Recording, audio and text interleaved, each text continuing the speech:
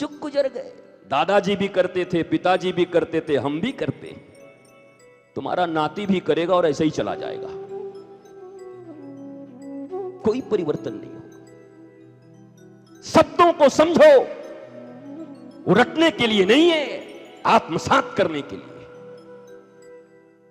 श्री गुरु चरण सरोज रज, निज मन मुकुर सुधार। चिंतामणि महाराज जी, मन निर्मल करने का उपाय हनुमान चालीसा के इस प्रथम गुरु वंदना में ही दे दी गई है। श्री गुरु चरण सरोज रज, निज मन मुकुर सुधार। राम तो बाद की वस्तु है, कृष्ण बाद की चीज है। राम और कृष्ण बाद की वस्तु है।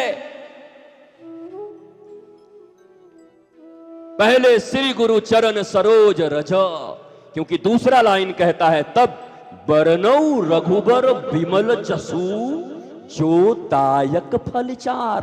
धर्म, अर्थ, काम, मोक्ष, यही चार फल है ना, यही चार पुरुषार्थ है ना, और क्या देंगे राम जी? राम जी के विमल यश गाने का अधिकार उसी के पास है जिसने श्री गुरु चरण सरोज रज से अपने मन के मुकुर को सुधार लिया हो, वरना राम कहने के भी अधिकारी नहीं हो तुम। ये हनुमान चालीसा कहते, मैं नहीं कहता, बाबा तुलसी बाबा कहते हैं। अगर तुम झुठला सकते हो तो झुठला दो, शास्त्रार्थ कर सकते हो तो कर लो। बहुत कम पढ़े तो नहीं है, थोड़ा बहुत पढ़ी लिए हैं, वेद वेदांत थोड़ा बहुत तो घोंटी दिया है, पर हम शुरू कहां करते हैं? राम राम राम राम राम। श्री गुरु चरण सरोज रज, निज मन मुकुर सुधार। भागवत कहती है रहु गणेत तपसान याति। माइक दो, तू बोल बोल बोल बोल बोल बोल बोल। नामहत पाद रजो विषेकम, रहु गणेत तपसान याति। न चेज्या निर्पणाद् गृहाधा, न च छन्दसानैव जलाग्निसूर्यै। विना महत् पाद रजो विषेकम। श्रीमद् भागवत हनुमान चालीसा से बता दिया, भागवत से बता दे रहा। ऐ राजा रहुगण, तू सत्संग कर, तपस्या कर, दान दे, व्रत कर, कुछ नहीं होना तेरा। कौन कह रहे हैं ये? जड़ भरत। रघुगण जैसा राजा जो प्रतिदिन सत्संग सुनने जाते थे, खैर वो भी महान राजा होगा यार, राजा होके और रोज सत्संग सुनने जाता था, ये तो कमाल है। इसी के लिए प्रणाम करना चाहिए रघुगण को। लेकिन फिर भी अहंकार नहीं मिटा, और तब जड़ भरत जी ने कहा रघुगणेत तपसान याति। तुझे राजा पने का अहंकार है और ऊपर से सत्संग का भी अहंकार हो गया है, कुछ नहीं होगा तेरा। क्यों? बिना महत पाद रजोभिषेकम, बिना महत पाद रजोभिषेकम। श्री गुरु चरण सरोज रज। सुन राजा, जितने भी नचेज्या, गृह प्रमादार, सूर्य में तप, अग्नि में जल, जल में खड़ा हो जा, बाल बांका नहीं होना। क्या होगा?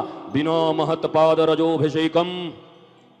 किसी महापुरुष के चरण रज को जब तक अपने मस्तक पर नहीं लगाता, तब तक तेरे ये सत्संग और तपस्या कुछ काम नहीं करेगी। श्रीमद् भागवत।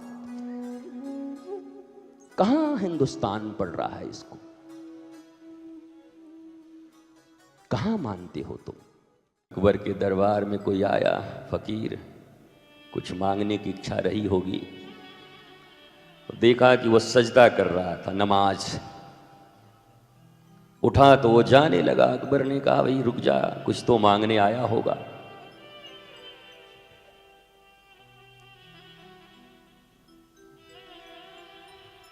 आपको सुनाई पड़ रहा है सबको? हाथ उठा के बताओ।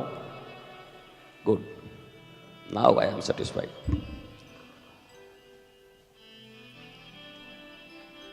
शब्द मत चूकिएगा, नहीं तो गलत परसेप्शन बना लीजिएगा मेरे बारे में। मुझे उसका कोई दुख होगा नहीं, क्योंकि आपको तो पता है अगर मैं इतना भिखारी भिखारी बोलता हूँ और उम्मीदों के खिलाफ हूँ तो तुमसे कोई उम्मीद तो मैंने पाल के रखी नहीं होगी जिसके कारण मुझे दुख हो सके। आप चूकोगे तो ये महज एक छोटा सा आयोजन और अनुष्ठान होकर रह जाएगा।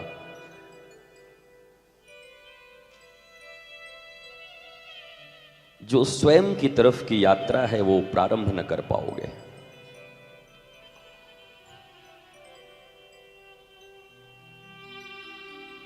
तो ये उम्मीद बड़ी खतरनाक चीज है। अगर छोड़ सकते हो, हालांकि छोड़ने के मैं खिलाफ हूं, मेरा तो ऐसा मानना है कि कुछ छोड़ो मत, बस कृष्ण को पकड़ो, क्योंकि छोड़ने की हमारी आदत तो है नहीं।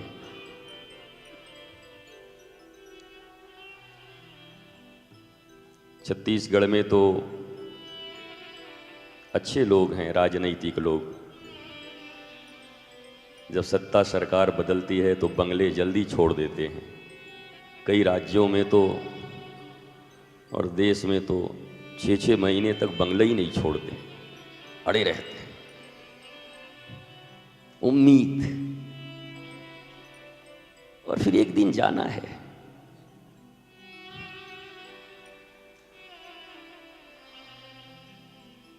ये उम्मीद ही बड़ा दुखदाई है। दत्तात्रेय कहते हैं, आशा ही परमम दुखम नैराश्यम परमम सुखम। दत्त भगवान दत्तात्रेय।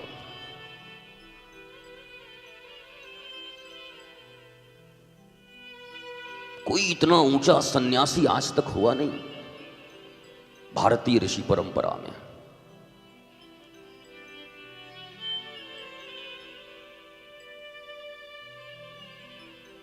पिंगला नाम की एक वेश्या थी, जीवन यापन करती थी शरीर बेचकर, और एक दिन बैठी थी, उम्र ढल चुका था। ये शरीर भी तभी तक खरीदे जाएंगे जब तक झुर्रियां ना पड़ी हो, फिर कौन खरीदेगा। बैठी थी सज के संवर के, कोई आए कोई आए। सुबह से शाम हो गई। जब कोई आता तो उसको लगता ये मेरे ही पास आएगा। आशा बंध जाती, फिर थोड़ी संवरती और व्यक्ति आकर सामने से कहीं और निकल जाता। संध्या हो गई, निराश, खींच आई मन में, दौड़ी और दौड़कर अपने कमरे में गई, बिस्तर के ऊपर। जैसे पिक्चरों में देखते हो, जब किसी हीरोइन को दुख होता है तो दौड़ के जाती है उल्टा सो के। ये प्राय पिक्चर में ऐसे ही सीन होते, मैंने भी देखा है। तो खूब रोती है बिस्तर पे जाके दुख में। तो पिंगला भी गई बिस्तर पे लेट के और रोई नहीं, जग गई। सोई थी जन्मों से, वर्षों से, जैसे तुलसी सोए थे और उनकी पत्नी ने जगा दिया, वैसे पिंगला के ग्राहकों ने पिंगला को जगा दिया। भीतर जाती है और कहती है कि अब मैं समझ गई। अरे दिन भर मैंने इन हाड़ मांस के खून भरे हुए, मलमूत्र भरे हुए, पीप भरे हुए इन चमड़ों का जितना इंतजार किया और मुझ तक कोई नहीं आया। इन चमड़े वाले पुरुषों का इंतजार करके मैं थक गई। काश कि इसके आधे अधूरे भी मैंने पुरुषोत्तम कृष्ण का इंतजार किया होता तो वो चले आए। And she is changed full, बदल गए। भागवत में चोर भी हैं, डकैत भी हैं, बेश्या भी है। हमारे समाज में जितने पात्र हैं वो सब भागवत और रामायण में है, क्योंकि वो तो आईना है, समाज का दर्पण है। गीता, भागवत, रामायण, बाइबल, कुरान। कुरान में ज्यादा पढ़ा नहीं हूं, पर ऐसा ही होगा।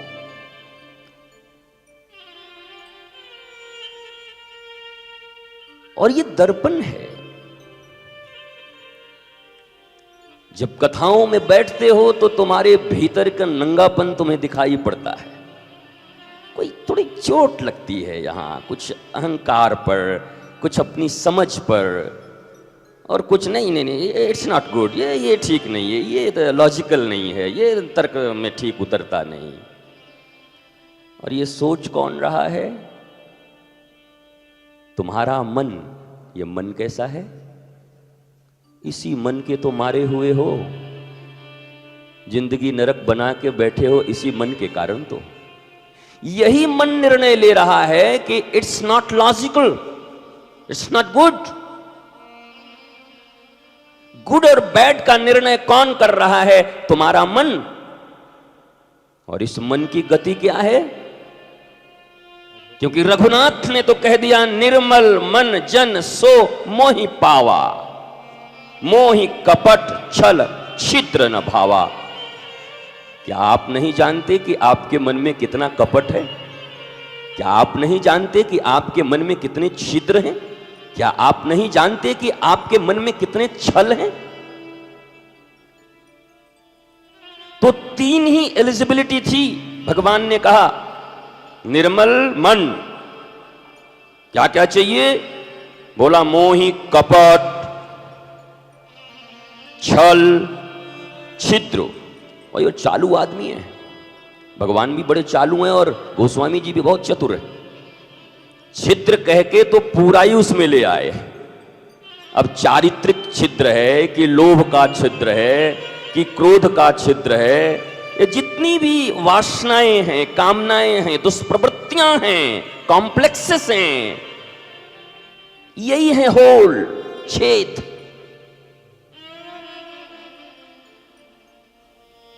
बोला इनके रहते मन निर्मल नहीं हो सकता, और निर्मल मन हुए बिना सच्चिदानंद आनंद कंद परमात्मा तुम्हारा हो नहीं सकता।